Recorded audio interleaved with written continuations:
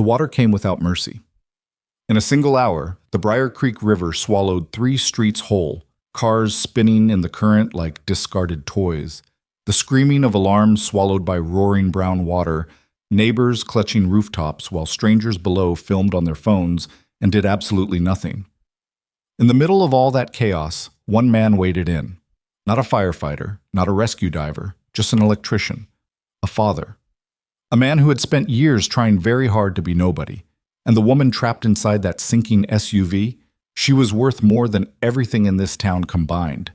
Neither of them knew, in that moment, that the flood was only the beginning. Check. If this story already has you holding your breath, you're exactly who this channel is made for. Hit that subscribe button and ring the notification bell so you never miss the next story. Drop a like if you want more, and leave a comment telling me the city and country you're watching from. I genuinely want to see how far these stories travel. Now let's get into it. The alarm on Ethan Cole's phone went off at 5:15 every morning, same as always. And every morning, he silenced it before the second buzz, so it wouldn't wake Ava. That was the whole architecture of his life now. A series of small, careful decisions arranged entirely around one 6-year-old girl with her mother's eyes and her father's stubborn jaw. He'd get up in the dark, pull on whatever work clothes were cleanest, usually a navy Henley and canvas pants with a frayed left knee, and start the coffee before doing anything else. While it brewed, he'd stand at the kitchen window and look out at the backyard. The rope swing he'd hung from the oak tree 2 summers ago. The garden beds he'd tried and failed to keep alive. The plastic kiddie pool Ava had insisted on filling with rocks instead of water because she was, as she put it, making a museum. These were the kind of details that kept him tethered. He needed them. Briar Creek was not the kind of town that made it onto anyone's list. It sat in a shallow river valley in central Virginia, population around 11,000. The sort of place where the hardware store and the diner and the post office all occupied buildings older than anyone's grandparents. 2 traffic lights, 1 high school with a football team that hadn't won a regional title since 2003, but still packed the bleachers every Friday because there wasn't a whole lot else to do. Ethan had chosen it deliberately. That was the thing people never quite understood when they passed through and raised their eyebrows at the crumbling sidewalks and the Dollar General on Main Street. He hadn't ended up here by accident or misfortune. He had driven through 14 towns over the course of 3 weeks after everything happened. And Briar Creek was the one where he'd finally felt his shoulders drop. Nobody here knew who he was. Nobody here was watching him for signs that he might break. He'd bought a small 2-bedroom house on Caldwell Street. White aluminum siding, green shutters, one of them permanently crooked. And he'd rewired the entire thing himself over the first winter, more to keep his hands busy than because it needed it. He got his electrician's license, joined a small outfit run by a man named Roy Pacheco, who asked nothing about his past and cared only that Ethan showed up when he said he would and didn't cut corners. He had never cut corners in his life. That wasn't something he needed to work at. Ava started kindergarten at Briar Creek Elementary in September. Her teacher, Ms. Hollis, sent home a note after the second week saying Ava was a lovely child with a very serious face and some very specific opinions about the correct way to line up the crayons. Ethan had read that note 3 times and felt something loosen in his chest each time. She was okay. She was going to be okay. That was the prayer he didn't say out loud. The morning of the flood, Ethan woke up to rain so loud it sounded like the roof was being worked over with a pressure washer. He lay in bed for a moment and listened to it. It had been raining for 4 days straight. Not unusually hard on any single day, just relentlessly, without pause. The kind of soaking that fills the soil until the soil refuses to accept anymore. He'd noticed the creek level on his drive home the night before. It was high. Not alarming, not yet, but the color of it had changed. That dark, churning brown that meant it was pulling things in from upstream. He got up. By the time he had coffee poured, his phone was buzzing with a text from Roy. "Don't bother coming in today, man. Roads over on the east side are already getting sketchy. Stay home with your girl." He texted back, "Got it. Let me know if anything changes." Ava padded into the kitchen at 7 in her socks and a pajama shirt with a cartoon bear on it, her hair a spectacular disaster on one side of her head. She climbed onto the counter stool and wrapped both hands around the mug of hot chocolate Ethan had already made her. She'd trained him to have it ready. She was efficient that way. Is school canceled? She asked. Probably. Probably meaning yes? Meaning probably. He looked at her. Eat something before you start celebrating. She pulled a face but accepted the toast he put in front of her. They spent the morning inside, the rain pressing down on the windows, Ava running an elaborate scenario with her stuffed animals that seemed to involve a courtroom, 3 separate crimes, and a verdict that kept changing. Ethan sat at the kitchen table with a cup of coffee and a folder of documents he'd been working through for the past several weeks. Printouts from the county planning office, old Army Corps of Engineers surveys, a set of municipal infrastructure reports from 1987 that had taken him 3 separate public records requests to obtain. He'd started pulling at that thread almost by accident, a flooded basement at a job site last spring, and a remark from the homeowner about how the drainage in that particular neighborhood had never been right, not since the new development went up on the hill above them. Ethan had looked at the site plans out of idle curiosity, then found himself looking at the county's flood zone maps, then at the historical water table data, and somewhere in that descent he had stumbled onto something that made the hair on the back of his neck stand up. The numbers didn't add up, not even close. He wasn't an engineer by training. He had enough field math from the Navy to read the reports, and enough time on his hands during Ava's school hours to follow the logic wherever it went. What he found, laid out across 3 decades of records, was a systematic undercounting of peak flow capacity for the section of the Briar Creek watershed that ran directly through the new Sterling Development Project on the north side of town.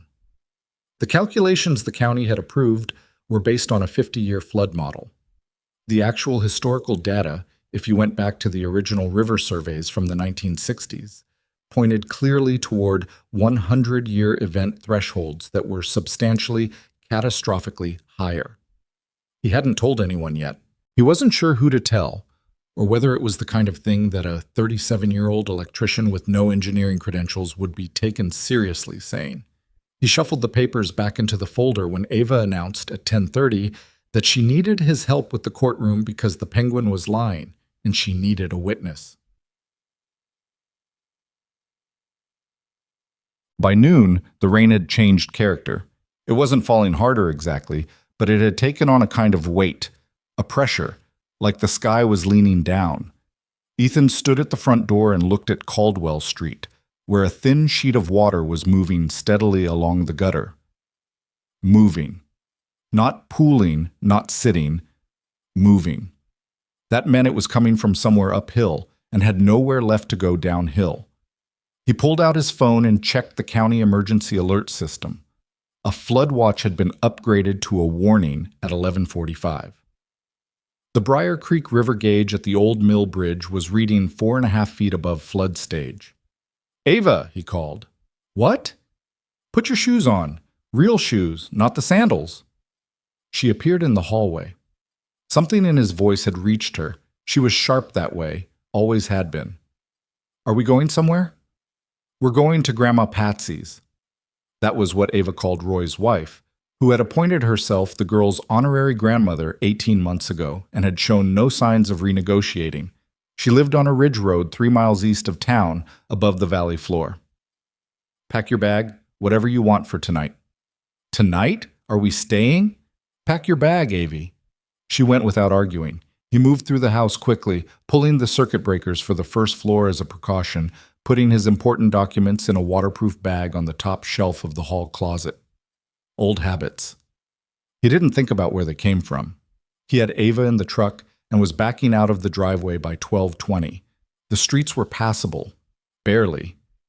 He took a route that swung wide of the river, adding 5 minutes to the drive, because he could see from the color of the sky above the valley that the river was not done rising. He kept his speed steady, watched the water sheeting across the road, and talked to Ava about the stuffed penguin's crimes in a calm, unhurried voice the entire way. He dropped her at Roy and Patsy's with her backpack and a squeeze around the shoulders that lasted a beat longer than usual. Patsy met them at the door in her housecoat and immediately pulled Ava inside without ceremony, which was exactly what he needed her to do. "You going back in?" Roy said from behind Patsy, in a tone that already knew the answer. I'll check in when I can. Roy started to say something else and then didn't. He'd known Ethan long enough to understand that some statements were just facts, not conversations. Basam. Ethan drove back toward town. He didn't have a plan. That was the honest truth of it. He wasn't driving toward anything specific. He just knew what a flood this size would do to a town built the way Briar Creek was built, and he knew what usually happened in the first hour, when the water moved faster than the official response. And people made decisions alone that they shouldn't have to make alone. He parked on the elevated stretch of Route 7 at the north edge of the commercial district and got out. From there, he could see down into the lower blocks where the water was already 2 feet deep in the street, brown and moving with a low, muscular urgency that was somehow worse than a fast current. It was the kind of water that didn't look dangerous until it had your legs. People were out, some trying to move cars, some standing on porches with that particular frozen look that Ethan recognized, the one where the brain is still negotiating with what the eyes are reporting. He pulled his work boots tighter and started down toward the water. He helped a woman in her 60s drag a rolling suitcase up 3 flights of stairs to her apartment. He helped a man whose truck had stalled push it clear of the rising water onto a side street with higher ground. He waded through thigh-deep current to check on an elderly man who turned out to be fine, annoyed mostly, and emphatic that he did not need help. All of this took maybe 40 minutes, and the water kept rising the entire time. He was making his way back toward higher ground when he heard it. Not a scream, exactly. The rain and the sound of the water moving through the streets absorbed individual voices. What he heard was more like a pulse in the crowd, that collective intake of attention that means something has changed, something has been seen. He tracked it to the end of Market Street, where the road dipped sharply before the old railroad underpass, and the land on either side of the pavement was already swallowed. A crowd had formed on the elevated section, maybe 30 people, most of them holding phones up. Recording. He pushed through to the front. The water in the underpass was violent in a way the street flooding wasn't. The terrain funneled it, compressed it, and the current there was running hard enough that it had moved a dumpster 30 feet from where it had been chained to a wall. In the middle of that current, half submerged, turned at an angle against some invisible obstruction beneath the surface, sat a black luxury SUV, a large one. The rear hatch had popped open and was catching water like a sail, pulling the vehicle sideways. The engine was dead. The windows were still up. Through the glass, Ethan could see a shape that wasn't moving. He didn't think about it. That was the thing he could never adequately explain to anyone afterward, and he knew it, so he mostly didn't try. There was no moment of decision. He just moved. He kicked his boots off, pushed his phone and wallet into the hands of the man nearest to him, a stranger who accepted them with a look of pure confusion, and went into the water. It hit him like a physical argument.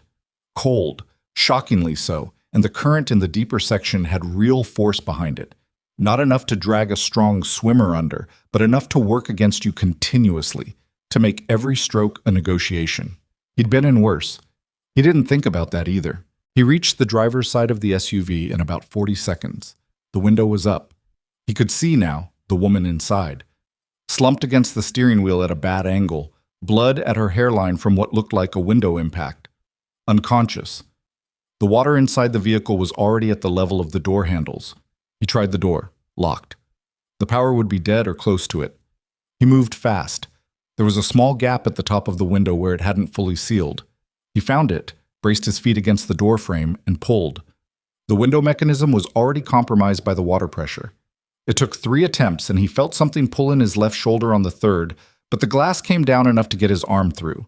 He reached in, found the manual lock, and the door swung outward with the current helping it, almost too fast.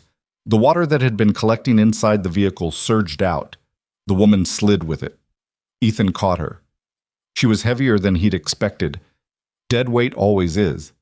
And the current was now working against him in the other direction, pushing them both toward the drainage grate at the far end of the underpass. He adjusted his position, got his arm across her chest, and used everything the dark water behind him had ever taught him about moving through a hostile environment without losing your footing. It took 6 minutes to get back to the edge. He counted, not because the number mattered, but because counting was something his mind did automatically in the moments when the body needed all available processing power. Hands reached in when he got close enough. People who'd been standing there filming suddenly became useful, pulled the woman out first, then pulled him. Someone had called 911. Finally, he could hear the sirens. Someone pressed a foil emergency blanket over his shoulders that he hadn't known anyone had. He sat on the wet pavement and breathed. The woman was alive. He could see her chest moving, could see the small, involuntary gestures of someone coming back from somewhere dark. 2 people knelt beside her, keeping her still, keeping her head stable, which was the right call. A fire truck was coming down Route 7. Someone crouched beside Ethan. A young man, maybe 20, with his phone still in his hand. "Man," he said, with the particular reverence of someone who has just seen something they don't have the vocabulary for. "Who are you?" Ethan wrung water out of the sleeve of his Henley. "Nobody," he said. "I'm just the electrician." He meant it literally. He meant it more ways than that. He was so tired, suddenly, not from the water, not from the exertion, but from the particular weight of having been, for those 6 minutes, exactly who he used to be. The sirens got louder. The rain kept falling. He looked at his hands, put them on his knees, and waited for whoever needed to ask him questions so that he could answer them and go. The video was 47 seconds long. Someone had shot it from the elevated section of Market Street, phone held in landscape mode, slightly shaky from the rain. The angle wasn't ideal. You could see the flooded underpass, the half-submerged SUV spinning slowly in the current, and then a figure in a dark shirt going into the water without hesitation, without ceremony, without any of the visible preparation that people associate with someone about to do something dangerous. He just went. And then, 47 seconds later, he came back out with another person across his chest. The video didn't have audio that amounted to anything useful, mostly rain and the distant sound of someone saying, "Oh my God," on a loop. But it didn't need audio. The image was enough. By the following morning, it had been viewed 60,000 times on a local Facebook group. By the afternoon, it had jumped to regional news sites. Someone clipped it and posted it to a national platform with the caption, "Small Town Electrician, Big Town Courage," and that version accumulated 2 million views in under 18 hours. The news truck showed up in Briar Creek on Thursday. Ethan had already stopped answering his phone by Wednesday night. He'd given his statement to the fire department responders at the scene, confirmed he didn't need medical attention beyond the pulled shoulder, which he described as a minor strain, and which hurt considerably more than that for the next 10 days, and driven back to Roy and Patsy's to collect Ava. He'd held her longer than usual when she ran to him at the door. She'd allowed it for approximately 4 seconds before pulling back to examine his face with the focused suspicion of a child who can tell when an adult is managing something.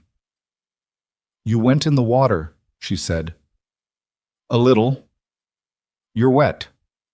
"That's generally what happens." She looked at him for another moment, deciding something. Then, "Was someone scared?" "Yeah," he said. "Someone was scared." Ava nodded slowly, the way she did when she was filing information away rather than responding to it. She reached up and took his hand. He let her lead him inside, where Patsy had made soup and Roy had the television on and the flood coverage was already running. Ethan sat with his back to the TV. He didn't watch the video until 4 days later, when a coworker texted him the link and he opened it by accident before he realized what it was. He watched it once, put his phone face down on the table, and didn't watch it again. The woman he'd pulled from the water was named Olivia Sterling. He learned that from the news, same as everyone else. The name was familiar in the vague way that local money is always familiar. Sterling Development had put up the shopping center on Route 9 and had broken ground on the big mixed-use project north of town, the one with the banners along the highway showing renderings of glass-fronted buildings and green spaces that didn't look like anything in central Virginia. He'd driven past those banners 100 times without giving them much thought. He didn't reach out to her. He wasn't sure what he would have said. She came to him instead, on a Tuesday, 12 days after the flood. He was in the side yard replacing the outdoor electrical panel.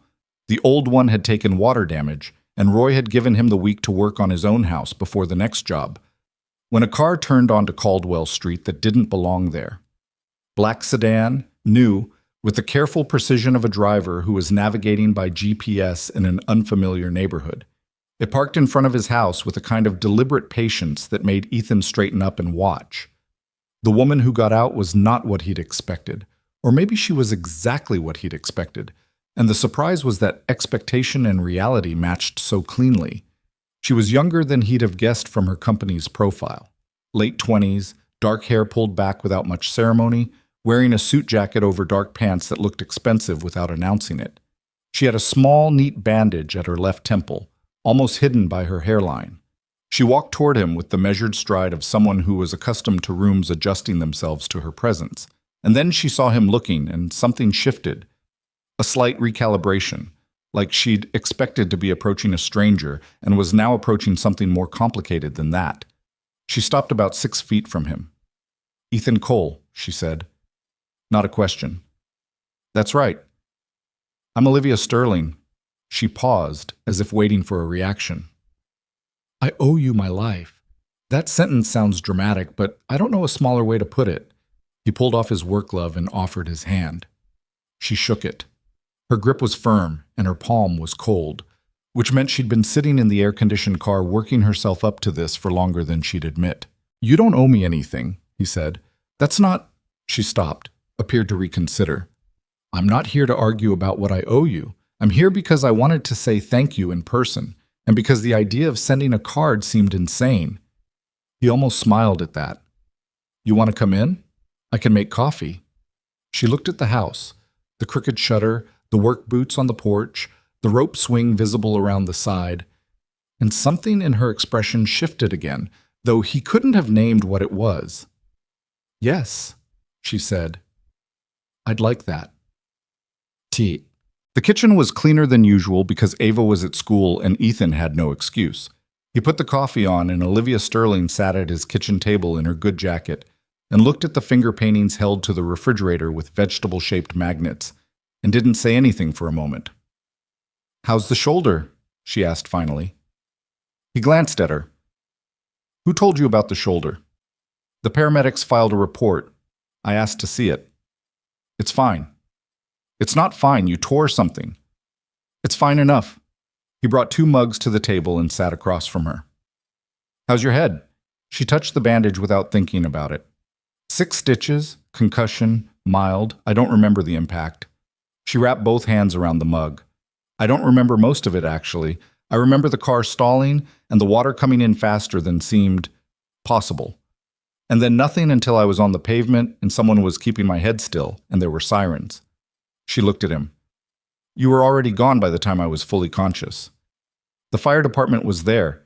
You didn't need me standing around." "I watched the video," she said. He didn't answer.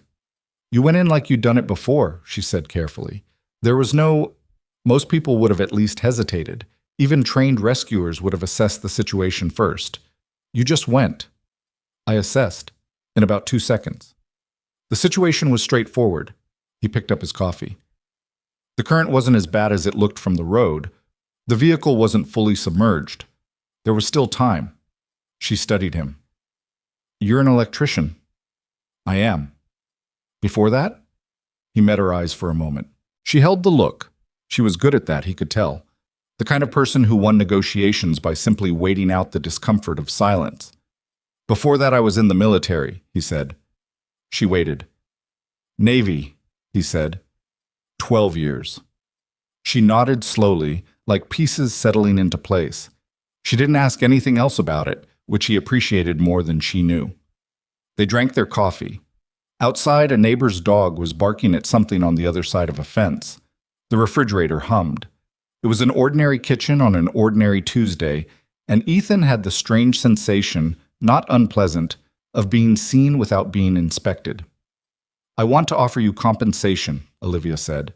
"And before you say anything, I know how that sounds. I know the instinct is to refuse because accepting feels like you're putting a price on something that shouldn't have one. But I'm a practical person, and the practical reality is that you took a physical risk on my behalf, and I have significant resources, and you are sitting in a house with a panel that you're rewiring yourself because it would otherwise cost money you'd rather keep." Ethan looked at her. You figured all that out from the driveway. I pay attention. A beat. It's a recent habit, actually. I didn't used to. He sat with that for a moment, then, I don't want money, Ms. Sterling. Olivia. I don't want money, Olivia. She looked genuinely frustrated, not offended, but the particular frustration of someone who is prepared for a negotiation and arrived to find there's no one on the other side of the table. Is there anything you'd accept? And I'm asking sincerely, not transactionally. He thought about it. He didn't want to be dismissive of her, and he could tell that she'd come here expecting a fight she hadn't gotten and wasn't sure what to do with its absence. There's nothing I need, he said. Ava and I are okay. The work is steady. The house is… He glanced at the window. A project, but a manageable one. Ava is your daughter. She is. Olivia looked at the refrigerator again. At the finger paintings, a purple horse, a yellow house with a red door, what appeared to be a portrait of a man and a small girl standing next to something large and orange that might have been a pumpkin or a boulder. How old?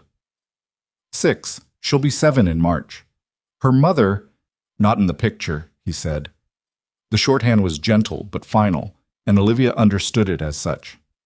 I'm sorry, she said quietly. Don't be. We're okay. He said it again, and it still sounded true, which was the thing about it. They were okay. Specifically, carefully, deliberately okay. She should have left then. She'd said what she came to say. The coffee was almost gone, but she didn't leave and he didn't prompt her toward the door. And later he thought that what kept her there was probably the same thing that kept him at the kitchen table instead of going back out to the electrical panel. Neither of them was quite ready to go back to whatever normal was. Can I ask you something? Olivia said. Sure. She put her mug down. On the day of the flood, were you already near the underpass or did you go there specifically? I was working my way back to higher ground. I heard the crowd change. Heard it change? She repeated it like she was marking it. What does that mean? He had to think about how to explain it to someone who hadn't spent years in environments where the sound of a crowd is tactical information. A crowd watching something boring all sounds the same, he said. When the thing they're watching gets worse, immediately worse, in a way that's visceral, the sound changes. You can feel the attention sharpen. It's hard to describe. But you recognized it. Yeah. She nodded. Then she said, I want to ask you something else, and you can tell me it's none of my business. Okay. Why here? Why Briar Creek? 12 years in the Navy, you could have gone anywhere. You could have gone to a city where your skills… She paused. You're clearly not ordinary, Ethan. Why choose a place where you'd be invisible? He looked at his hands for a moment. Because Ava needed invisible, he said. She needed a yard and a school and a town where nothing happened. I gave her that. And you? I needed it too. He glanced up. For different reasons. She held his gaze for a moment and then looked away first, which he didn't expect. I understand that better than you might think, she said quietly. He didn't ask her what she meant. He figured she'd either say more or she wouldn't. She said more. I've been running Sterling Development since I was 25, she said. My father started it. I grew it. When I say I grew it, I mean I didn't sleep for about 3 years, and I made decisions I don't entirely stand behind, and I won every room I walked into. She paused. I've been the youngest person in every room I've ever been in. The only woman, usually both. I got very good at controlling the things I could control and ignoring everything else. And the flood, Ethan said. The flood was something I couldn't control. She said it simply. The car stalled. The water came in. I've been very careful since then about what I've been ignoring. Ethan understood something about that. He understood it in his bone marrow. He didn't say so. He got up and poured them both more coffee she hadn't asked for, and she accepted it without comment. Shut. It was Ethan who brought the folder out. He hadn't planned to. He'd been back and forth about it for weeks. Who to tell? Whether anyone would listen? What it would accomplish? But something about sitting across from the CEO of the company, whose project sat directly above the problem, made the decision feel less complicated than it had when it was abstract. He got up, went to the hall closet, and came back with the folder. He set it on the table between them. "There's something I need to show you," he said, "and I need you to tell me I'm wrong because I've been hoping I'm wrong." She looked at the folder. "What is this?" "Public records. Infrastructure documents. Some of them are old, 1960s and 70s survey data from the original river mapping. Some of them are more recent." He opened the folder and turned it toward her. "Your development project, the North Crossing project, the mixed-use build on Route 11 North, it's built on flood engineering calculations that were done in the late 1990s. I know that. The calculations were based on a 50-year flood event model. That's standard practice for... It's standard practice," he said evenly, "but it's the wrong model for this watershed, and I can show you why." She stopped. He walked her through it slowly and without drama. The original river surveys, which placed the 100-year flood stage substantially higher than what the 1990s engineers had modeled. The discrepancy in the historical peak flow data, a gap that appeared because the county had been using a monitoring station that was installed after a channelization project in 1978, which had altered the natural flood behavior of the upper creek. The drainage calculations for the North Crossing project that had inherited those numbers and built on them without questioning their foundation. He put 2 pages side by side. If you run the actual historical data against the modeled capacity, the retention basins, the drainage culverts, the stormwater management for the whole development, you're looking at a deficit of somewhere between 30 and 40% in a true 100-year event. The kitchen was very quiet. Olivia was staring at the pages. She hadn't touched her coffee. "What does that mean in practice?" she said. Her voice was careful in a way it hadn't been before. "It means what happened to the lower part of town last week," he said. "Happens to every residential street in the North Crossing development in any storm system like this one. But worse, because it's designed to drain into the existing watershed without the capacity to handle what that watershed actually produces." She picked up one of the pages, set it down, picked up another. He watched her absorb it, watched the particular quality of attention she brought to information she didn't want to be true, the way her jaw set slightly and her eyes moved quickly and then slowed as the implications stacked. "Who else has seen this?" she said. "Nobody." She looked at him. "You've been sitting on this for how long?" "About 6 weeks of active research. I started pulling at it in the spring." 6 weeks. Something crossed her face that he couldn't entirely read. "Why didn't you take this to the county or the press? You'd have..." "I'm an electrician," he said. "Without credentials, that conversation is very short, and I needed to be sure before I said anything to anyone." He paused. "And I wasn't sure who in county planning had signed off on the original calculations." She sat back. He could see her processing that implication. The possibility that someone, somewhere, had looked at numbers that didn't add up and decided not to look too carefully. "Can I take this?" she said, gesturing at the folder. "I made copies. That one's yours." She gathered the pages carefully, evenly, and put them back in the folder. Her hands were steady. Whatever was happening behind her eyes, the hands were steady. She stood up. He stood up. "This project," she said slowly, "we have 47 million in the ground already. The full build is 300 million. We're 6 months from breaking ground on phase 2.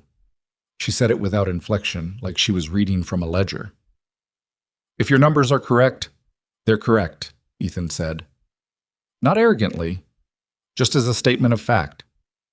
"If they're correct," she said, and her voice had something in it now, something that sounded like she was working very hard at being honest with herself in real time. "Then we have a problem that doesn't have a comfortable solution." "No," he agreed, "it doesn't." She looked at him for a long moment, really looked, the way she had in the car and then again over the coffee, like she was trying to locate the thing in him that made him operate the way he did. "Why are you telling me?" she said. "You could have gone to the press. You could have taken this to anyone. Why me?" "Because it's your project," he said, "and because you seem like someone who wants to know the truth even when the truth is expensive." Something shifted in her face. Not softened. That wasn't the right word. Settled, maybe. Like a question she'd been carrying had just been answered in an unexpected direction. I'll need engineers, she said. Independent ones, not the firm we used. I'll need to have every calculation reviewed. That's the right call. It's going to cost money just to find out how wrong we are. Yes. She picked up the folder. At the door, she stopped and turned back. Ethan, she said, you pulled me out of that car, and then 12 days later you showed me something that might cost my company $100 million in delays and redesigns. She paused. I genuinely don't know what to do with you. You don't have to do anything with me, he said. Just fix the drainage. She almost laughed. It didn't quite make it all the way out, but it was close. A sharp exhale through the nose, a slight widening of the eyes, the machinery of a laugh that had been interrupted by the sheer weight of everything else. I'll be in touch, she said. He watched her walk back to the black sedan with the folder under her arm and the small bandage at her temple and the weight of $300 million rearranging itself into a different shape in her mind. She got in. She sat for a moment without starting the car. Then she drove away. Ethan stood on the porch for a while after she was gone. The neighbor's dog had stopped barking. Down the street, someone was raking debris from the flood, leaves and sticks and a layer of silt that had dried gray-brown on the pavement.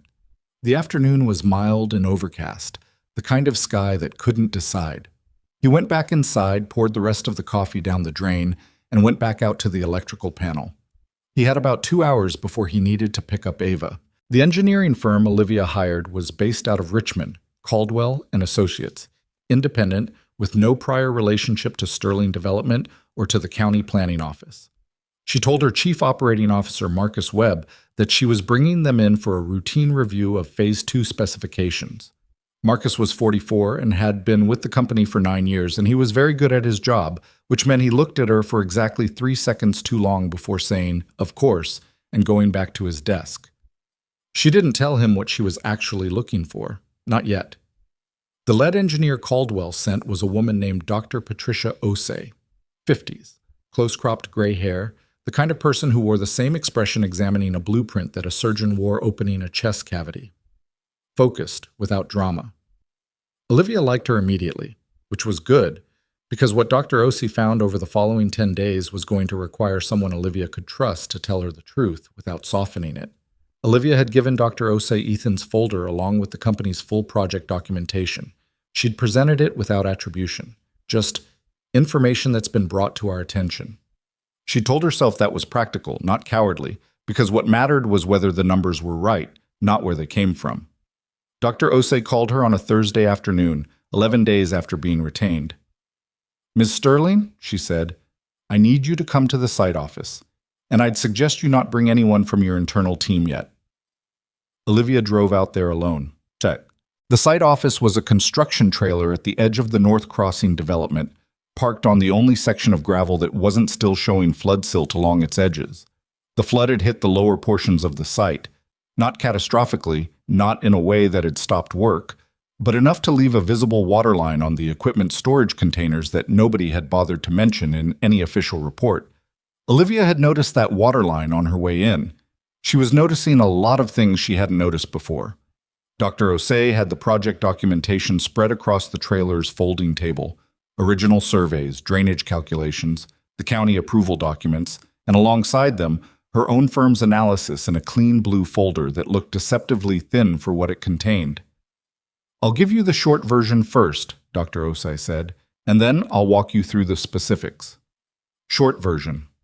The source material your anonymous contributor provided is accurate. Every significant claim checks out against the primary data.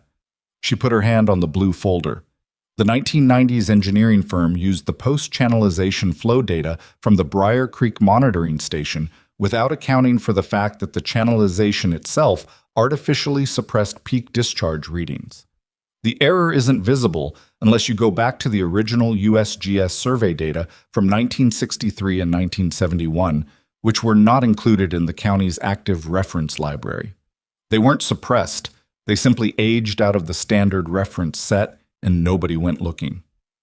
"Nobody went looking," Olivia repeated. "It happens more than you'd think, not maliciously.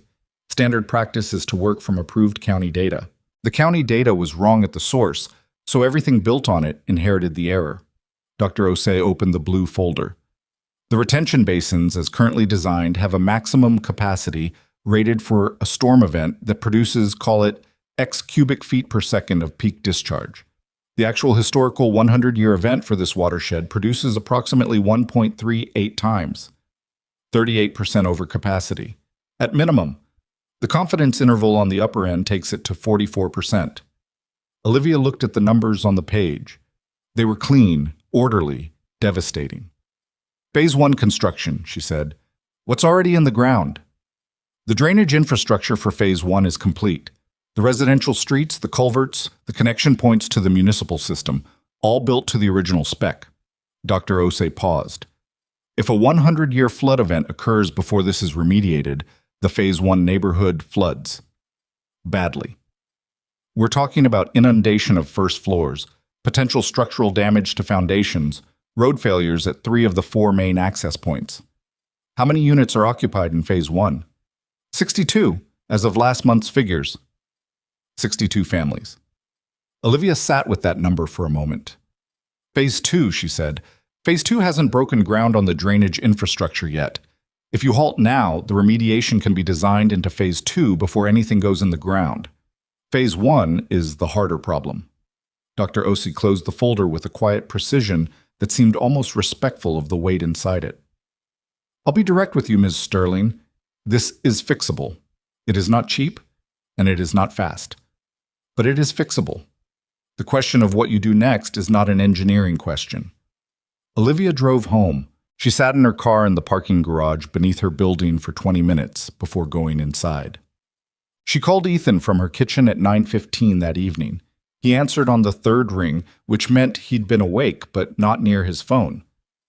Sterling, he said, because her name would have shown on his screen and he apparently had no interest in pretending otherwise. The engineer confirmed everything, she said. Every number. A pause. I was hoping she wouldn't. So was I.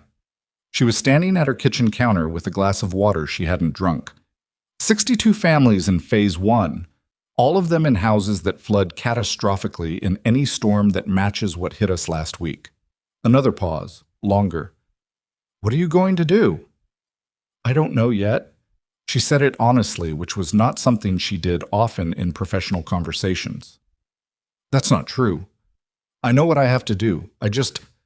I'm still in the part where I'm calculating what it costs. How much? Full remediation of the drainage infrastructure across both phases, plus whatever liability exposure comes from Phase 1 being occupied.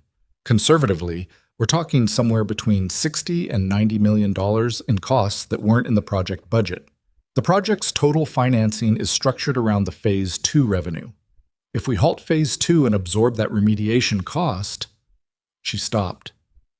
It doesn't kill the company, but it ends the year badly. Probably 2 years. But the alternative is saying nothing and hoping the 100-year flood doesn't happen for another 50 years. I know. She set the glass down. I'm not going to do that.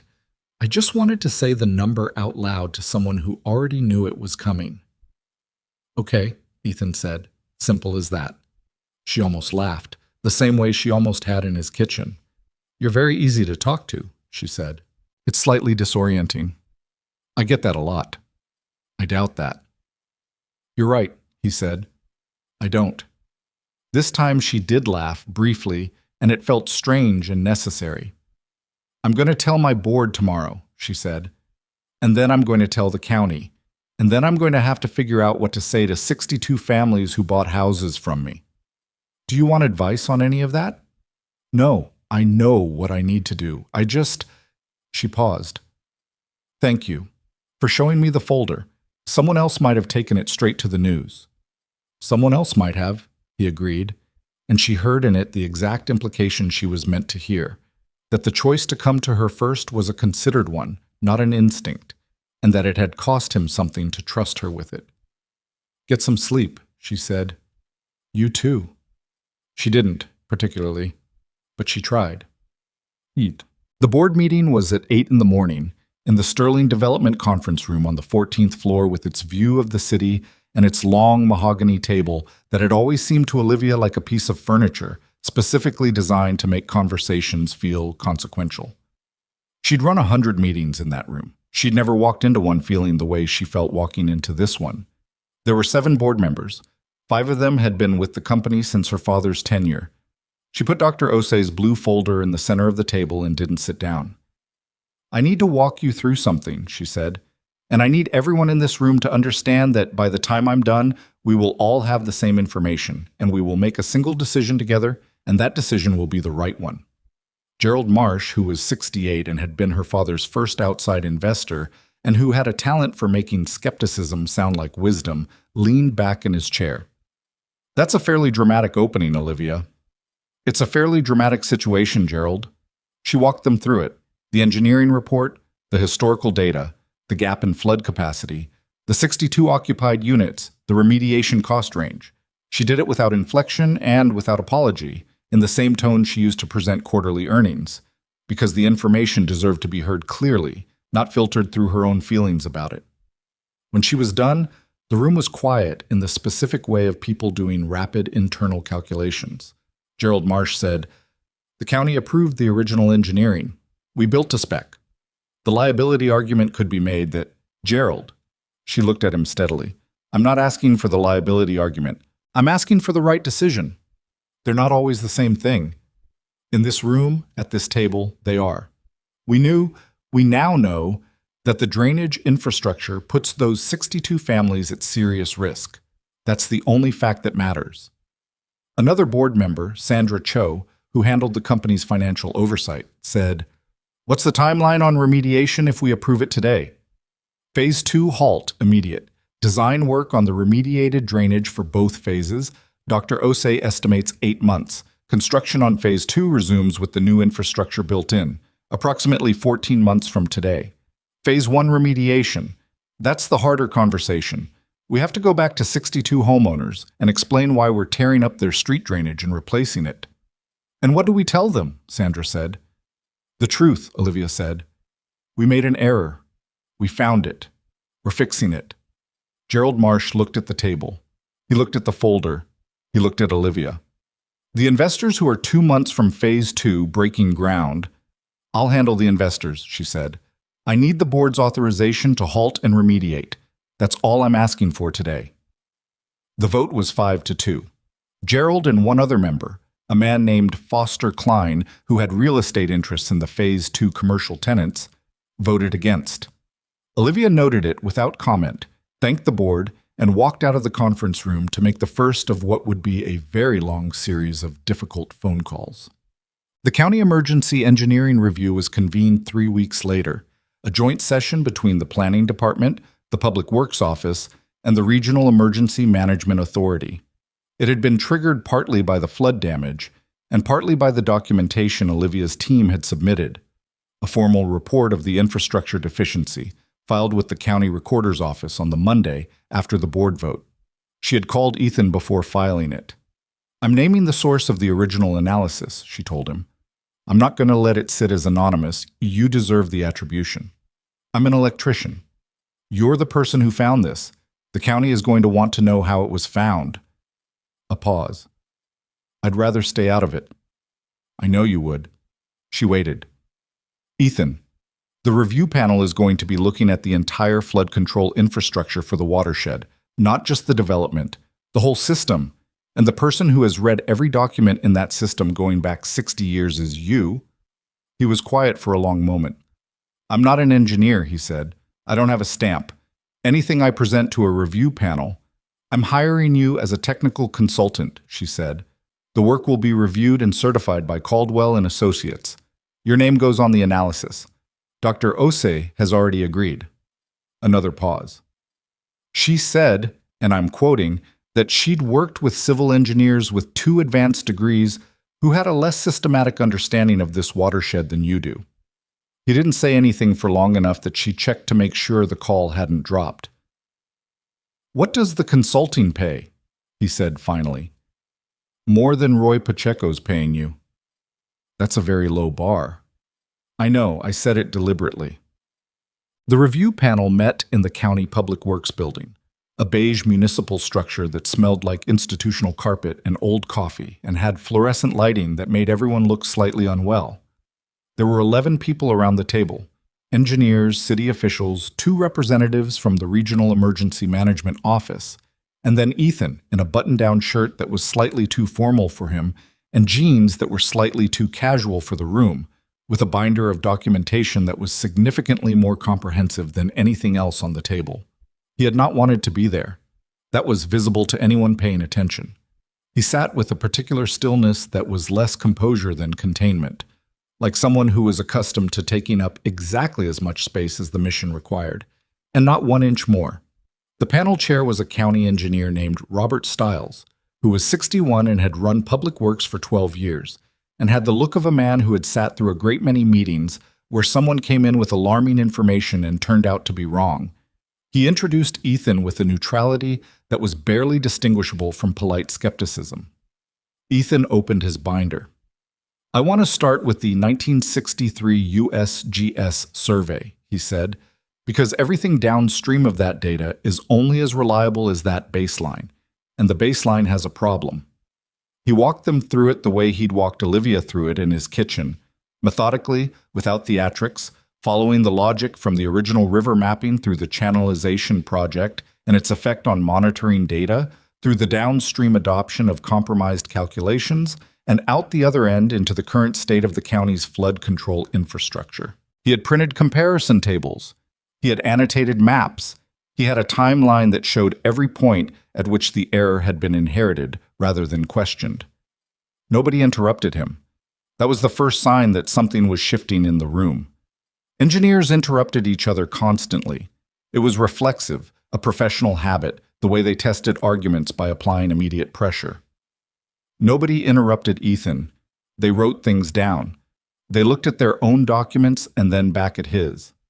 Robert Stiles said at the 45-minute mark, "Mr. Cole, the retention basin network on the east side of the watershed, you're saying the capacity modeling for those structures has the same foundational error?"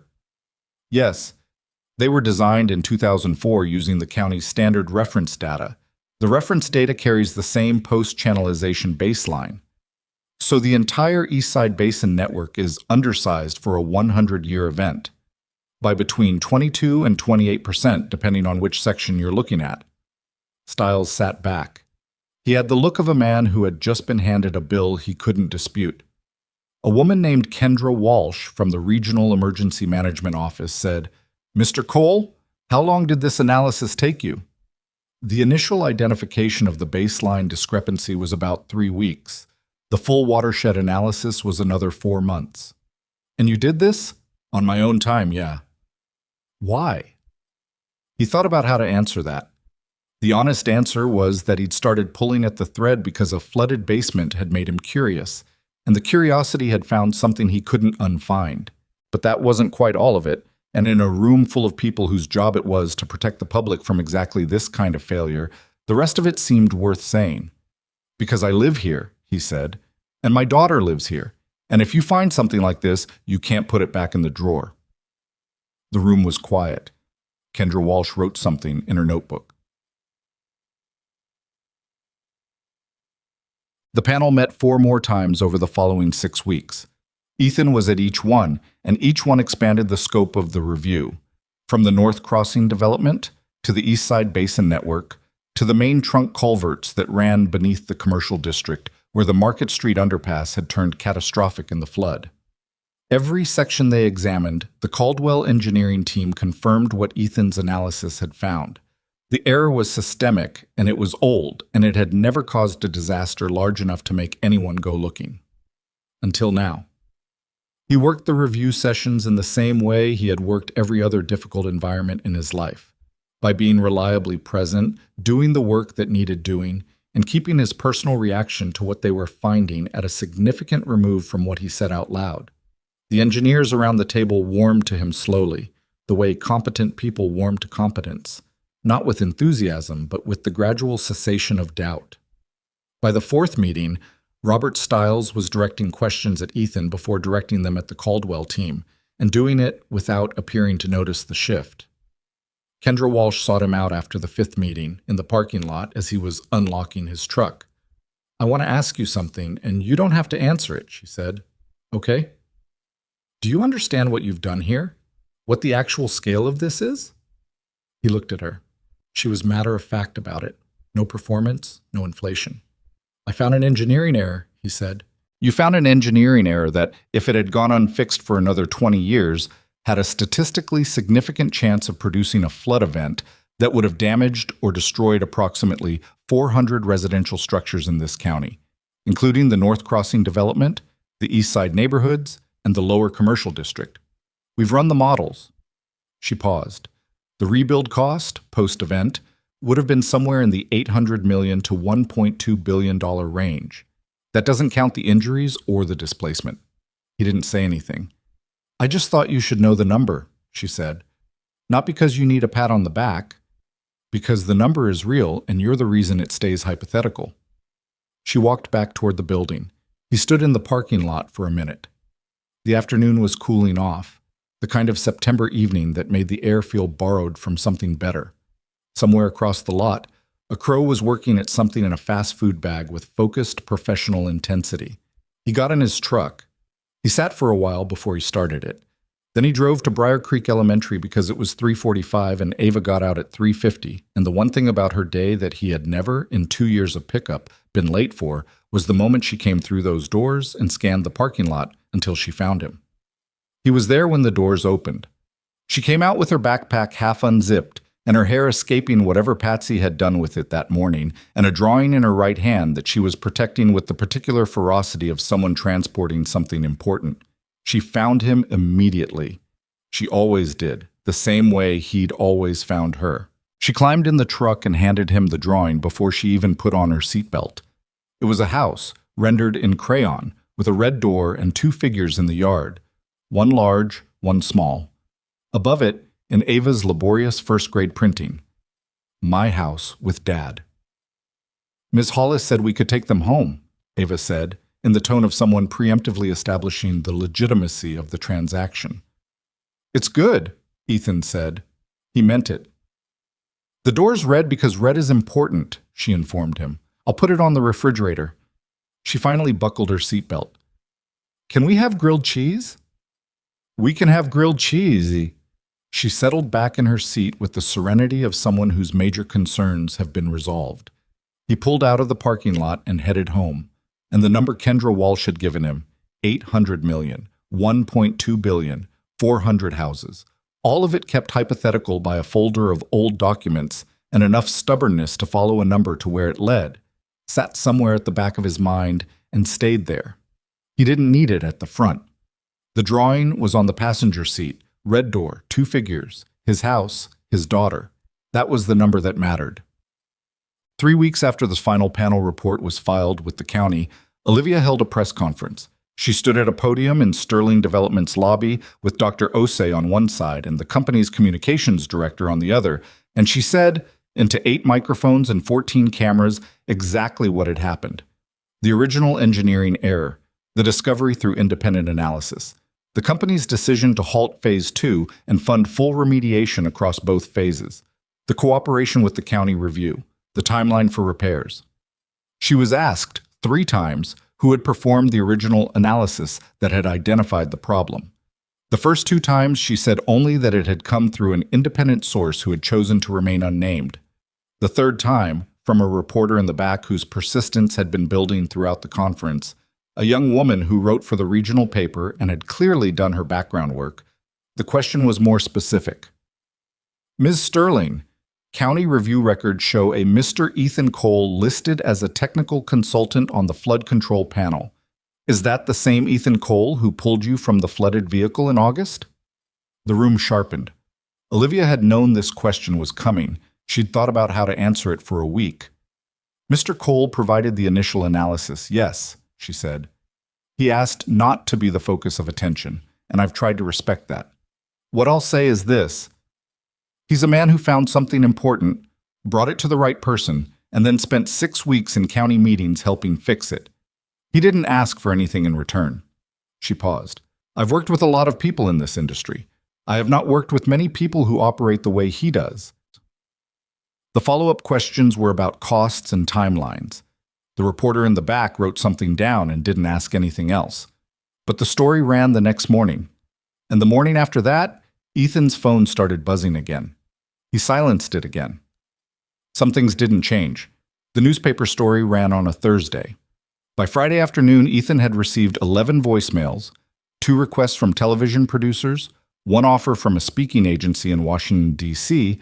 that described itself as representing everyday heroes with extraordinary stories, and a hand-delivered letter from the mayor of Briar Creek expressing the community's profound gratitude and admiration. He left the voicemails unheard, deleted the producer emails without opening them, put the speaking agency's card directly into the recycling, and used the mayor's letter as a bookmark in the infrastructure manual he was currently reading. Roy Pacheco, who had been quietly following all of it with the contained pride of a man who suspected something all along and was not surprised to be proven right, said nothing about any of it. He showed up at Ethan's house on Saturday morning with a 6-pack and the specific pretext of needing help looking at a junction box, which was a transparent fiction that both of them maintained without comment. They spent 2 hours in the side yard doing work that didn't need doing, and Roy drank 2 beers and Ethan drank 1, and the only reference Roy made to the previous week's news coverage was a single sentence, offered without preamble while examining a perfectly functional wire connection. "Patsy cried," Roy said. "Tell her not to," Ethan said. "I already tried that. It didn't work." Ethan handed him a connector. Roy didn't need it. He took it anyway. Olivia called on a Sunday, 10 days after the press conference, at a time she'd apparently calculated to fall between Ava's bedtime and Ethan's, 8:45, which was right. Ava was asleep. He was at the kitchen table with a cup of decaf and the same infrastructure manual, which he was reading out of habit now more than purpose, the way some people read the same book twice because the first time taught them something. "The investors are threatening to pull their Phase 2 commitment," she said. No preamble. He'd noticed that about her. She never used the first 30 seconds of a conversation to establish that she was about to say something. She just said it. "How serious?" "Serious enough that Gerald Marsh called me at 7 this morning, which he has never done in 9 years. She paused. "Foster Klein is organizing. He's got 2 other board members he's been working on since the vote. He wants an emergency meeting to revisit the remediation decision. Can he force one? He can request one. I control the agenda." Another pause, slightly longer. "But if 2 more board members flip, I lose the majority I need for major capital decisions, and the remediation is a major capital decision." Ethan closed the manual. What do Klein and Marsh actually want? To kill the remediation entirely? To scale it back? There's a version of this where we remediate Phase 2, the stuff that isn't built yet, and argue that Phase 1 is technically compliant with the original county-approved spec. Her voice was careful, the way it got when she was telling him something she didn't agree with rather than something she did. The legal argument isn't crazy. We built what we were approved to build. The error originated in the county's reference data. The liability exposure from going back and admitting the problem to 62 homeowners is both more than they want to pay. Yes. He was quiet for a moment. What do you want to do? What I already decided to do. Full remediation, both phases, complete disclosure to the homeowners. She said it without hesitation. I'm not asking you what to do, Ethan. I'm telling you what's happening because you're involved in this, whether you wanted to be or not, and you deserve to know. He appreciated that. He told her so, which made her quiet for a moment in a way he'd started to recognize. She went quiet when something said plainly surprised her, because most of the professional conversations in her life were managed, and plain speech still caught her off guard sometimes. The homeowner meetings start Tuesday, she said. I'm doing them myself. Not the communications director, not legal, me. 14 meetings across the 11 streets in Phase 1, because some of the streets have enough houses to split into 2 sessions. She paused. I thought you should know that too. Why? Because it's the kind of thing I suspect you'd do yourself. A beat. And because I'm nervous about it, and I'm not sure why I'm admitting that to you. Because you've been the person who controls the room for a long time, he said, and those meetings are rooms you can't fully control. Another silence. Yes, she said quietly. Exactly that. You'll be fine, he said. You can't know that. No, he agreed. But I've watched you handle 3 things in the past 6 weeks that would have broken most people, and you haven't broken. So I'm extrapolating. She didn't say anything for a moment. When she did, her voice had something in it that he didn't try to name. Good night, Ethan. Good night. He sat at the kitchen table after he hung up, looking at the cover of the infrastructure manual, and thought about the specific texture of a conversation that leaves you more awake than you were before it started. Yatsad. The homeowner meetings were on Tuesday through Thursday. Olivia had asked him, almost as an afterthought at the end of that Sunday call, whether he'd be willing to come. Not to talk, she'd said quickly. Just, in case there are technical questions I can't answer, Dr. Ose will be there too. He came. He sat in the back of 14 community room meetings in the North Crossing Development's clubhouse, in a chair against the wall, and watched Olivia Sterling stand at the front of rooms full of people who had bought houses from her and tell them the truth about what was underneath those houses. She stood straight, and she didn't use notes, and she didn't deflect or qualify or hide behind legal language. She said, "We made an error, we found it, we are fixing it, here's exactly what that means for your property. Here's the timeline, here are your rights, and I am here in person because you deserve to hear this from me." People were angry. Of course they were. They'd bought homes, they'd moved their families, they'd put down roots. And now the woman who sold them those homes was telling them that the drainage under their streets would need to be excavated and replaced over the next 18 months. Some of them were loud about it. A man on Birchwood Court stood up and said, at significant volume, that this was exactly why he'd never trusted developers, and that his lawyer would be contacting Sterling Development by the end of the week. A woman on Maple Run started crying, quietly, which was somehow harder to sit with than the loud man. A retired couple on the last street asked careful, specific questions about property values and temporary displacement, and Olivia answered every one of them completely, even the ones where the complete answer wasn't reassuring. Ethan was asked 2 technical questions across the 14 meetings. He answered them briefly and returned to his chair. He was mostly there to be a body in the room, he understood, not for what he could say, but for the evidence he represented. That someone outside the company, with no stake in the outcome, had looked at this independently and found the same thing, that the decision to disclose hadn't been made for liability management or optics, but because the data left no other honest choice. After the last meeting in the parking lot of the North Crossing clubhouse, Olivia stood by her car with her jacket over her arm and looked like someone who had been carrying something heavy across a very long distance and had just put it down. 14, she said, when Ethan walked up. 14. The man on Birchwood, his lawyer is going to call. Probably. I'd call too if I were him. She looked at the sky. It was a clear night, cold in the way October gets in Virginia, where the cold has teeth. Do you know what the worst part is? Not the anger. The anger I can work with.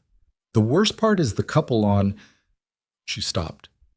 Spruce Lane, the retired couple. Ramos, he said. Henry and Carol. They asked all the right questions. They were so composed. And at the end, Henry Ramos shook my hand and said, "We appreciate you telling us in person." She paused. That was worse than the lawyer threat. Because you deserved the lawyer threat more than you deserved the grace, Ethan said. She looked at him sharply, then looked away. Yes, she said, exactly that. They stood in the parking lot for a while. Somewhere across the development, a dog was barking. I meant what I said to the press, she said eventually, about how you operate. I've worked with board members, executives, engineers, lawyers, people who have been in rooms like those tonight professionally. And the thing most of them can't do is sit in the back of a room and be unimportant without it costing them something. She glanced at him. That doesn't cost you anything. It used to, he said.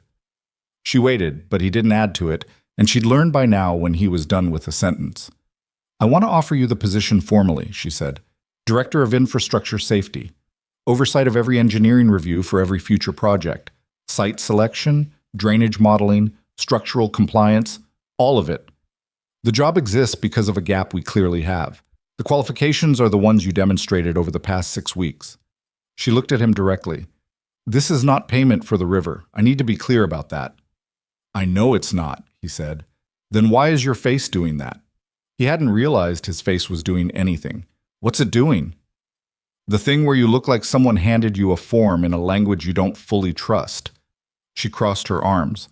It wasn't defensive, more like a bracing posture, someone standing firm. Talk to me. He thought about how to say it accurately. I've been an electrician for 5 years, he said. I'm good at it. I understand it. I know who I am in that job. I show up, I do the work, I go home to Ava, and the terms of everything are clear. He paused. What you're describing is a different kind of thing. Better paying. That's not what I mean. I know it's not. She waited. What do you mean? I mean that taking a senior position with your company after what's happened, people will read it a certain way, and I can't do the work clearly if I'm spending energy managing how it looks. She was quiet for a moment. You're talking about optics. I'm talking about my own clarity, he said. There's a difference. There is, she conceded. So what would make it clear for you? He thought about it honestly. A defined scope. A direct reporting line that doesn't run through people who voted against the remediation. And the understanding that if I find something wrong, I say so regardless of where we are in a project cycle. Those are reasonable terms. And I bring Ava to the office on school holidays because I'm not paying for daycare on a day she could just be with me. Something shifted on Olivia's face, a fractional softening around the eyes, quickly managed. That's also fine, she said. Then I'll think about it, he said. That's not a yes. No, he agreed. It's a think about it. She looked at him for another moment and then nodded, once, and put her jacket on.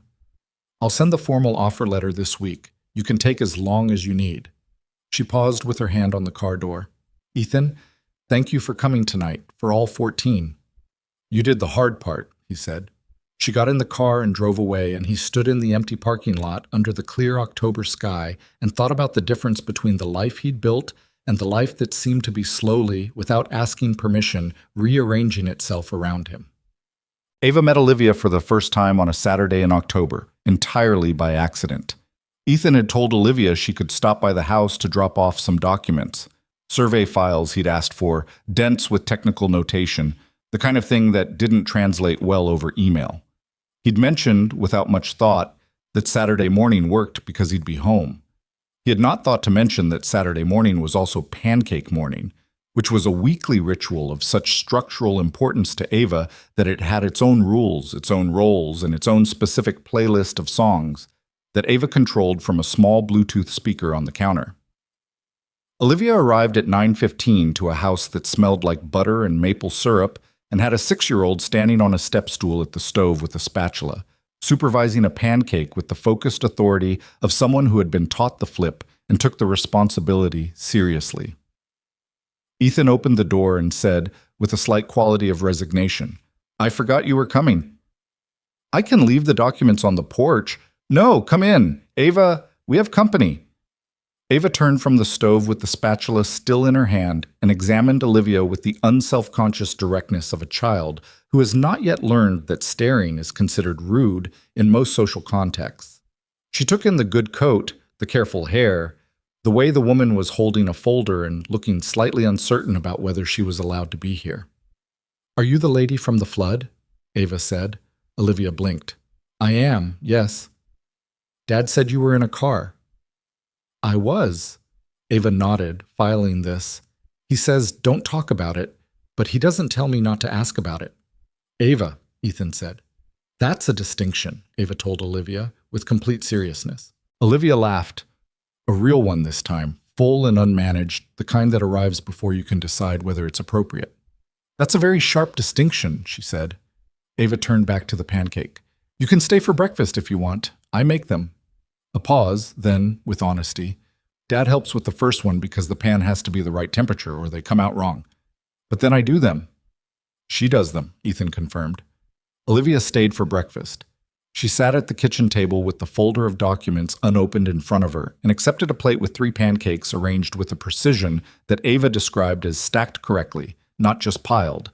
And she ate them with the particular quality of attention of someone who is experiencing something they hadn't expected to need. The kitchen was warm. The music from Ava's speaker was a playlist that cycled between children's songs and, inexplicably, 2 or 3 classic rock tracks that Ava had added because, as she explained without being asked, the drums are good. Ava talked through most of breakfast. She talked about her class's reading program and a conflict with a classmate named Jordan over the correct way to play Foursquare and the fact that the oak tree in the backyard had dropped enough acorns to fill a bucket, which she was planning to do. She addressed some of this to Ethan and some of it to Olivia with the democratic conversational generosity of a child who treats all present adults as equally valid audiences. Olivia answered when addressed, asked questions when invited, and didn't perform warmth or talk to Ava in a pitched, slightly false register that some adults used with children. She talked to her the way she talked to anyone, directly, attentively, without condescension. Ava, who was a reliable detector of condescension, appeared to notice this and respond favorably. After breakfast, Ava excused herself to go investigate the acorns. Ethan cleared the plates. Olivia sat at the table with her coffee and looked at the space where Ava had been. "She's extraordinary," she said quietly. "She's a lot," Ethan said, which was his particular shorthand for the same thing. "She talks like she's already decided how the world works, and she's just gathering evidence to confirm it." He smiled, a real one, the kind that didn't happen all the time, but when it did, it changed his face entirely. "That's exactly right," he said. "She's been like that since she could talk." Olivia turned her coffee mug in her hands. "Does she ask about her mother?" He was quiet for a moment, at the sink with his back to her. "Sometimes. Less than she used to." He turned around. "She was 3 when Claire died. She has impressions, more than memories. A few things that are real and a lot of things she's probably built from photographs." He said it evenly, not looking for sympathy. "We talk about her. I keep pictures up. I try to make sure Claire is part of the story of our life rather than a chapter that ended." Olivia looked at him for a long moment. "That's a careful thing to do," she said. "I had to figure it out," he said. "There's no instruction manual." She looked down at her coffee. "My parents divorced when I was 8, she said. "My father handled it by not handling it. My mother handled it by handling everything so hard there was no room left for anything to actually hurt." A pause. "I think I turned into my mother." "There are worse things to turn into." "She's not unhappy," Olivia said. "She's just always managing, always 3 steps ahead of the next thing that might go wrong." She looked up. "Sound familiar?" He picked up the folder of documents and handed it to her. "You stopped a $100 million project because it was the right thing to do," he said. "I'm not sure that's just managing." She took the folder. Their fingers didn't overlap. It wasn't that kind of moment, and they were not those kinds of people. But her hand closed around it, and she held his eyes for a second, and the weight of 6 weeks of hard decisions sat between them, acknowledged without being named. "The offer letter is in there too," she said. He looked at the folder. "I said I'd think about it." "You've had 2 weeks." "I think slowly." "No, you don't." She stood up. "You think faster than almost anyone I've met. You're stalling because you're comfortable being nobody, and this job makes you somebody, and that scares you more than a flooded car." He didn't answer right away. She was wrong and right in proportions he didn't want to untangle in his own kitchen on a Saturday morning. "I'll have an answer by end of week," he said. "I'll hold you to that." She let herself out. He stood at the kitchen window and watched her walk to the black sedan, and from around the corner of the house, Ava appeared with a bucket that already had a dozen acorns in it. "She's nice," Ava said, without looking up from her collection. "She is." "Is she coming back?" He watched the car pull away from the curb. "I don't know," he said. "Maybe." Ava dropped another acorn into the bucket and moved on to the next one. "You should tell her she can," she said, with the simplicity of a child who doesn't see any reason why the obvious thing shouldn't be said. He looked down at his daughter, crouched in the fall leaves with her bucket and her unsolicited practical wisdom, and thought that 6 years into this life they'd built together, she was still consistently showing him something he hadn't seen on his own. Oh, he called Olivia on Thursday evening. "I'll take the position," he said. "The terms I mentioned in the parking lot." "Agreed," she said immediately. "And Ava on school holidays." "Already in the offer letter." A pause. "You were that confident I'd say yes?" "No," she said, and he could hear something careful in it.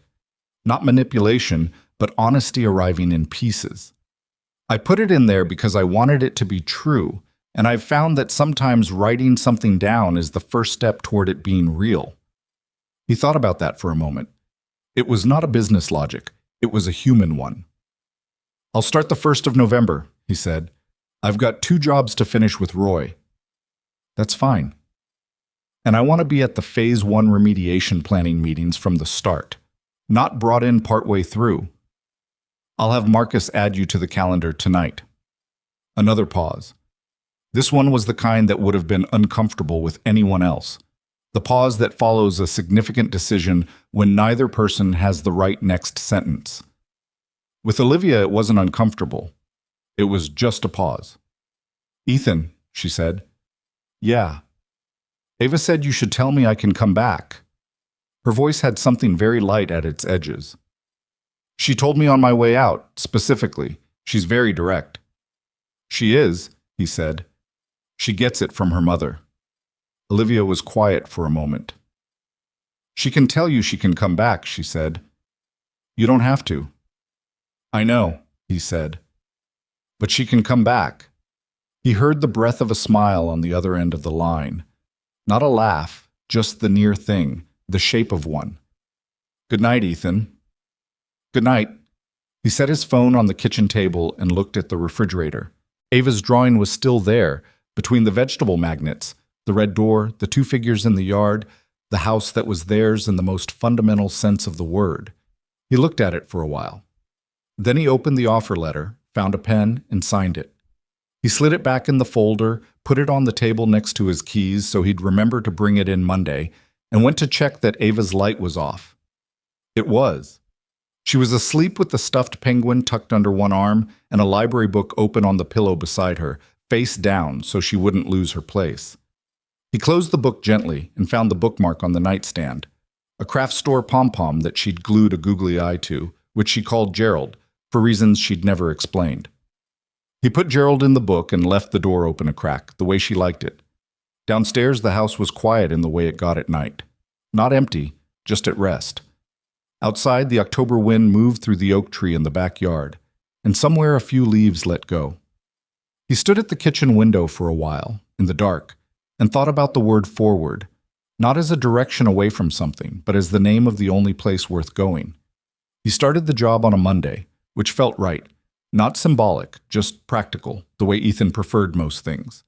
Roy drove him in on the first morning, which was not something either of them had discussed or planned.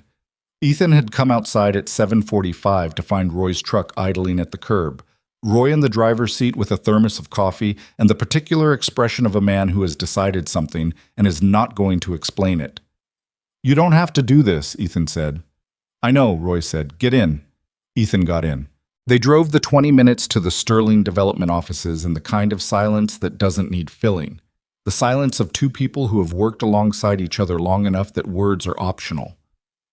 When Roy pulled up to the building, he looked at the glass lobby, the company name in brushed steel letters above the entrance, and he nodded once in the slow way he had of acknowledging things. "You call me when it gets weird," Roy said. "It's not going to get weird." "Everything gets weird eventually. You call me when it does." Ethan got out, took his bag from the back seat, and went inside. Behind him, Roy sat at the curb for another minute before pulling away. Ethan didn't look back, but he knew. Well, Marcus Webb, the chief operating officer, had set up Ethan's office on the 3rd floor, a corner space with 2 windows and a drafting table that someone had sourced specifically because the standard corporate desk wouldn't accommodate the kind of document spreads Ethan's work required. He stood in the doorway of the office for a moment, taking it in. It was a real office. His name was on a placard beside the door, which felt slightly absurd, but he understood it was necessary, and he left it there. The first 3 weeks were a process of understanding what he'd agreed to in full. The position was not theoretical. There were 17 active projects in various stages across Sterling Development's regional portfolio, and every one of them needed to be reviewed against the new internal standards Ethan was simultaneously writing as he applied them. He worked methodically, the way he did everything, moving through each project file with the same attention he'd brought to the county flood records, looking for the place where an assumption had been inherited without being questioned, where a calculation had been approved because the previous calculation had been approved, where the chain of verification had a link that was holding by habit rather than by actual strength. He found problems in 4 of the 17 projects, none as significant as North Crossing. 2 were minor drainage capacity issues correctable without halting construction. 1 was a soil compaction concern that needed additional testing, and 1 was a structural engineering question about load-bearing specifications for a commercial building that he referred immediately to Dr. Osei's firm for independent review. He documented all of it, reported it to Olivia directly, and by the end of November, all 4 issues were in active remediation. Olivia told him at the end of his 4th week that in 9 years of running Sterling Development, no internal review process had ever caught 4 active problems in a single month. Because there wasn't a real review process, he said. There was a review process. There was a form, he said. That's different. She looked at him across her desk. Her office was on the 5th floor, and it was considerably larger than his, though she spent less time in it than he did in his own. She was a person who moved through her building, who showed up at project sites and planning meetings, and twice in his first month at the 3rd floor corner office to look at something he was working on because she found the way he laid out a problem spatially easier to follow than a written summary. You know what you've done, she said. Fixed 4 problems. You've changed what this company is, she said, whether you intended to or not. The people who work here, the project managers, the site engineers, the construction supervisors, they all know what happened with North Crossing. They know why it happened and how it was found. And now they know there's someone in this building whose entire job is to find the next one before it becomes a catastrophe. She paused. That changes how people work. It changes what they're willing to flag. He thought about that. That's the point, he said. Yes, she said, it is. And she looked at him with something that wasn't admiration exactly. It was more like recognition, the feeling of seeing someone operate in the mode they were made for. Gerald Marsh resigned from the board in December. He sent a letter, formal and spare, citing strategic differences regarding the company's risk tolerance and capital allocation philosophy. Olivia read it on a Tuesday morning, put it in a drawer, and went to her next meeting. She mentioned it to Ethan later the same day in passing, without particular emotion. Does that hurt? Ethan asked. Gerald was my father's friend before he was my board member, she said. So yes, not the professional part, the other part. He didn't try to mitigate it. He just let it sit there, which she had come to understand was one of his particular qualities. The willingness to let hard things exist without immediately trying to resolve them into something more comfortable. He'll come back around, Ethan said, not as comfort, but as a practical assessment. When the company's stronger in 3 years, he'll see what the decision cost and what it built, and he'll come back around. And if he doesn't? Then he doesn't, Ethan said. You made the right call. That's not retroactively wrong because someone you respected disagreed. She looked at him for a moment. You're very certain about right and wrong. Not always, he said. But in this case, yeah. Foster Klein followed Gerald 2 weeks later, which simplified the board considerably, and also, as it turned out, removed the 2 members most likely to complicate the Phase 1 remediation approval process. Sandra Cho stepped into the chair of the restructured investment committee, and the first thing she did was accelerate the Phase 1 remediation timeline by 6 weeks through a reallocation of capital reserves that the previous structure hadn't permitted. The excavation work on the first Phase 1 street, Birchwood Court, the street where the loud man with the lawyer had lived, began in January. Henry and Carol Ramos came to the site on the first day of excavation. Ethan was there for the groundbreaking, not formally, just to see. He'd been there for the engineering sign-off, and he wanted to see the first machines go into the ground. He was standing at the edge of the temporary barrier when he noticed the elderly couple he recognized from the last homeowner meeting in October, standing 20 feet away and watching the excavator with the particular stillness of people who have been waiting for something to begin. He walked over. "Mr. and Mrs. Ramos," he said.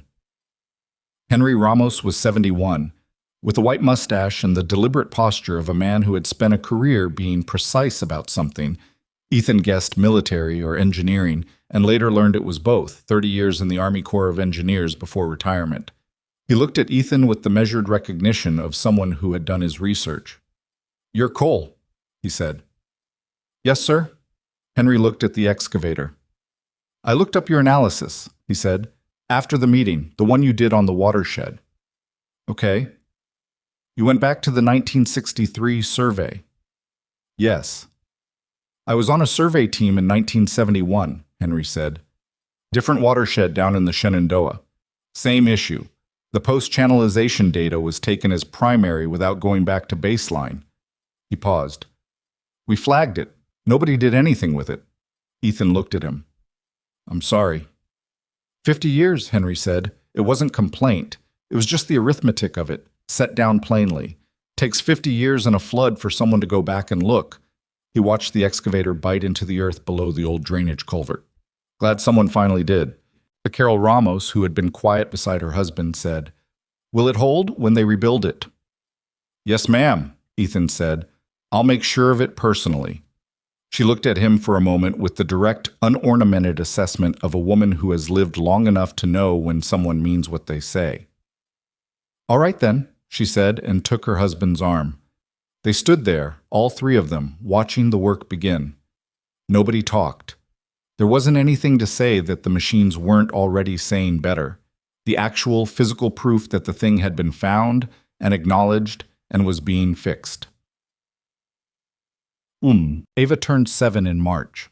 The birthday party was small. 6 kids from her class, Patsy and Roy and Olivia, who had been invited by Ava with a specificity that left no room for ambiguity. The invitation had been a hand-drawn card delivered to Olivia's office by Ethan on a Thursday, with a cartoon penguin on the front that Ava had labeled Gerald, and inside, in Ava's printing, "You are invited to my birthday, please come. It starts at 2. There will be cake with strawberries, not chocolate, because chocolate is too much." Olivia had put the card on her desk in a position of prominence, which she didn't comment on and which Ethan pretended not to notice. She came at 2:15 with a wrapped gift in the slightly uncertain body language of someone who doesn't go to a lot of 7-year-old birthday parties. Ava met her at the door, assessed the gift packaging with quick eyes, and said, "That's good wrapping. Dad just uses newspaper." "It's from the store," Olivia said. "That's allowed," Ava said, and let her in.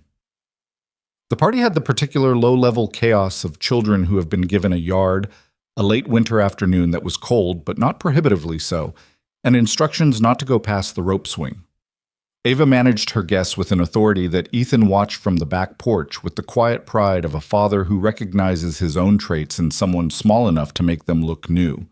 She settled disputes, reorganized games whose rules had broken down, and at one point stood on the porch and announced to the group in general that the next activity was going to be decided by a vote, and that the vote would be held correctly because her dad had shown her how.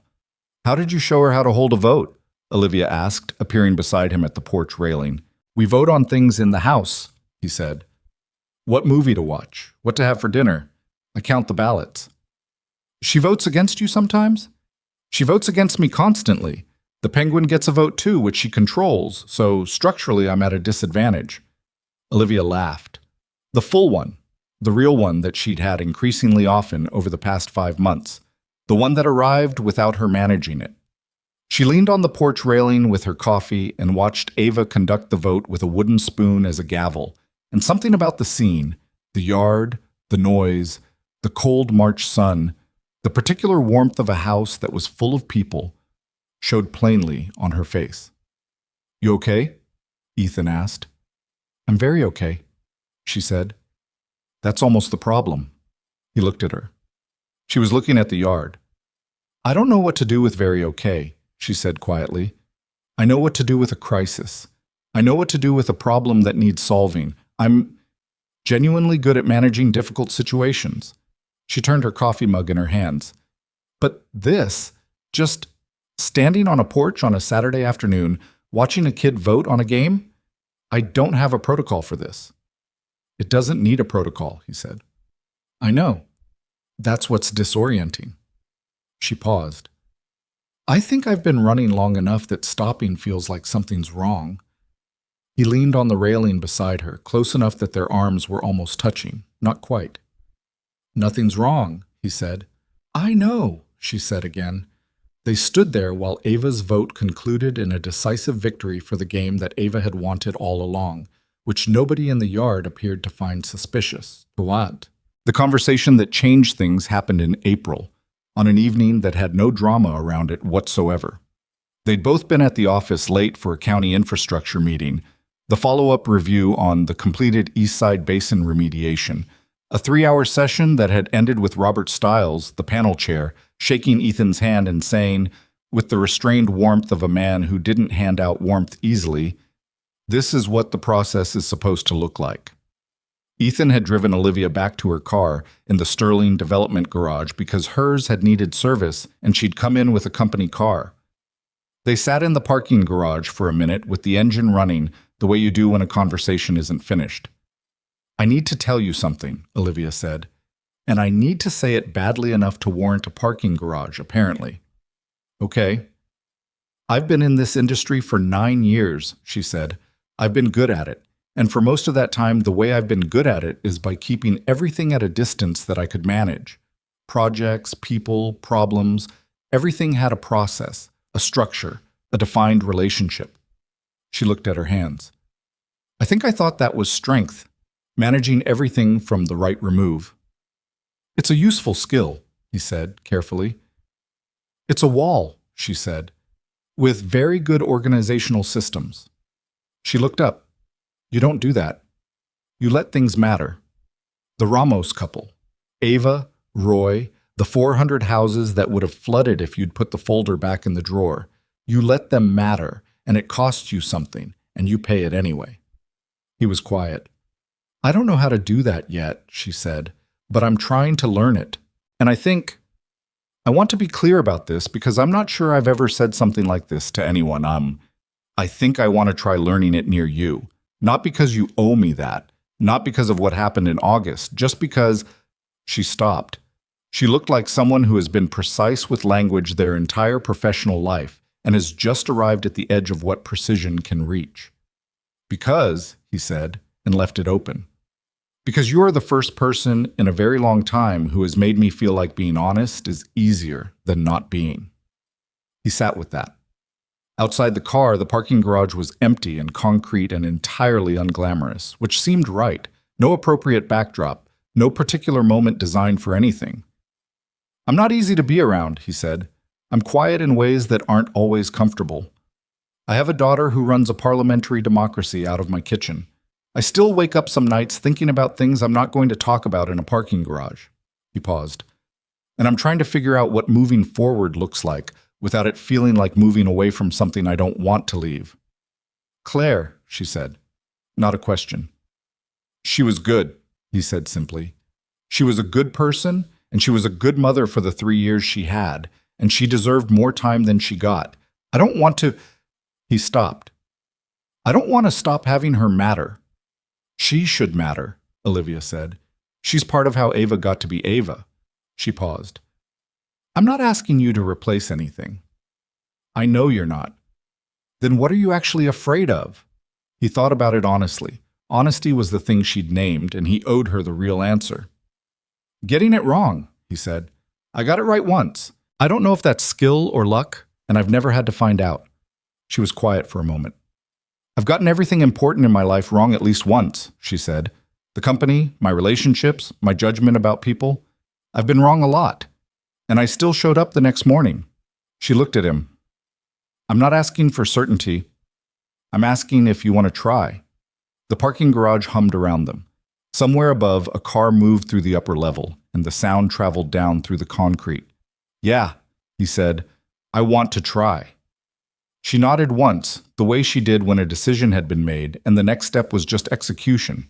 But her hands, still in her lap, had relaxed in a way that told him the nod had cost something, and that laying it down felt like relief. He drove her to her car. She got out. Before she closed the door, she looked back at him. "For the record," she said, "I'm also not easy to be around. I work too much and I have strong opinions about how to load a dishwasher, and I'm still learning how to stop managing everything from a distance." "Ava has strong opinions about the dishwasher too," he said. "Then we'll have that in common." She closed the door. He watched her walk to her car, and the particular quality of that walk, purposeful, not quite hiding the lightness in it, stayed with him on the drive home. Summer came back to Briar Creek the way summer always does in Virginia. Gradually, and then all at once, the trees going green overnight and the heat settling into the valley like something that intended to stay. The Phase 1 remediation finished in June, 2 weeks ahead of revised schedule. The new drainage infrastructure under all 11 streets of the North Crossing Phase 1 neighborhood was inspected, certified by Caldwell and Associates, and signed off by the county review panel. The work had required temporary displacement of 11 households for periods ranging from 2 to 6 weeks. Sterling Development had covered all costs, including housing and moving expenses, without legal compulsion. Henry and Carol Ramos had been among the last to return, and when they did, Henry had written a letter to the county planning office recommending that Ethan's watershed analysis methodology be adopted as the new standard baseline for all future development approvals in the region. The county planning director, a woman named Ellen Price, who had come up through the engineering side and who understood what the recommendation actually meant, sent Ethan a copy with a handwritten note. "We're adopting it. Thank you for doing the work nobody paid you to do." He put the note in the same drawer as the mayor's letter from 8 months ago. He wasn't sure why he kept them. He didn't consider himself someone who needed evidence of things. But there they were. Phase 2 of North Crossing broke ground on new foundations in July. Redesigned drainage infrastructure first, building second. Every calculation independently certified before concrete went in the ground. The project was 14 months behind the original schedule and approximately $78 million over original budget. Sterling Development's year-end report was going to be difficult reading. The company's stock, it was privately held, but its bond ratings were public, had dropped 2 notches in the winter and recovered 1 by summer, which was not where they wanted to be, but was better than where some analysts had predicted. Olivia had stood in front of a regional business conference in June and given a 20-minute presentation on what had happened, what it had cost, and what the company was now doing differently. She'd titled it, with the characteristic directness that had become something she was known for, the price of getting it right. She hadn't shown Ethan the slides beforehand. She'd shown him after, at his kitchen table, while Ava was asleep upstairs. "This part," he said, stopping at one slide. It was a simple line. "We found the problem because someone who didn't have to go looking went looking anyway." "I'm not going to not say it," she said. "I'm not asking you to." He kept looking at the slide. "I just want to make sure you know that the going looking part, that's not exceptional. That's just what a person does when they live somewhere and they care about it. Most people don't. Most people don't have the time or the background," he said. "That's different from not caring." She looked at him for a moment. "You're very consistent about not accepting credit."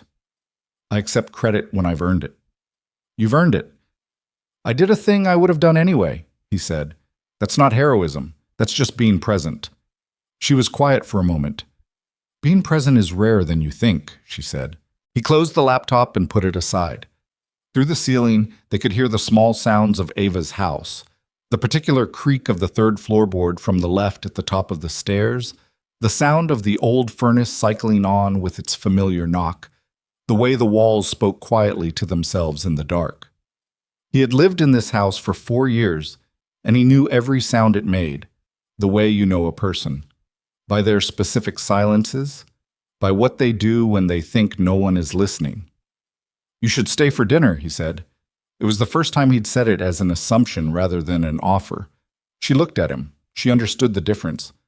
"What are we having?" she said. "Grilled cheese." "Ava's rule?" "Ava's rule," he confirmed. She stayed. There is a version of this story that wants to end with something large. A dramatic declaration, a single defining moment where everything clicks into place and the music swells and the camera pulls back to show the whole picture finally assembled. That version is comfortable. It's the version we reach for because it makes the hard parts feel like they were building towards something clean. But the truth of it, and this story is interested in the truth of it, is that it didn't end that way, because lives don't. What happened instead was smaller and more durable than a single moment. It was a series of ordinary Tuesdays that accumulated into something neither of them could have designed. It was Ethan at his desk on the third floor, working through a soil survey for a project in the Shenandoah foothills, calling down to the project engineer not to argue but to ask, in the genuine way of someone who wants to understand, walk me through the drainage model you used for the upper slope. And the engineer walking him through it. And Ethan finding the question buried in the numbers that the engineer hadn't thought to ask, and asking it without fanfare, and the two of them sitting with it until they had an answer. That was a Tuesday in September. It was Olivia in a conference room with the North Crossing Homeowner Association, presenting the Phase 2 progress update, and a woman in the third row, someone who had not come to the original meetings, who had sent her husband instead, raising her hand and saying, "I want to say something. I was furious when this happened. I'm not anymore. I think you handled it the right way." And Olivia saying, without deflection or spin, "Thank you. We should have had better systems in place before any of this was built. We do now." That was a Wednesday in October. It was Ava at the kitchen counter on a Saturday morning, 8 years old now, and conducting the pancake operation with a supervisory authority.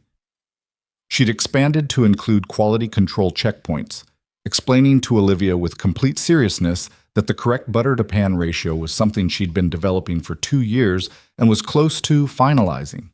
And Olivia taking notes on a napkin, genuinely because she wanted to remember it. Not for any reason except that it was Ava's, and Ava's things were worth keeping track of. That was a Saturday in November. It was Henry Ramos stopping Ethan on Birchwood Court one morning in December, where Ethan had driven to look at the completed culvert work in person, because looking in person was how he verified things. Henry had come out of his house with 2 cups of coffee and handed one over without asking, and they'd stood in the cold and looked at the new asphalt and the clean drain covers and the invisible thing beneath them, the thing that would hold when the rain came. Henry had said, "My grandson asks me sometimes what I did in my career. I tell him I built things that were supposed to hold. Some of them did." He'd looked at the street. Nice to see it done right. That was a Tuesday in December. It was Ethan, late at night in his quiet kitchen, looking at the accumulation of a year that had started with water and emergency sirens and a folder of old surveys and had arrived somewhere he hadn't planned for and couldn't have anticipated.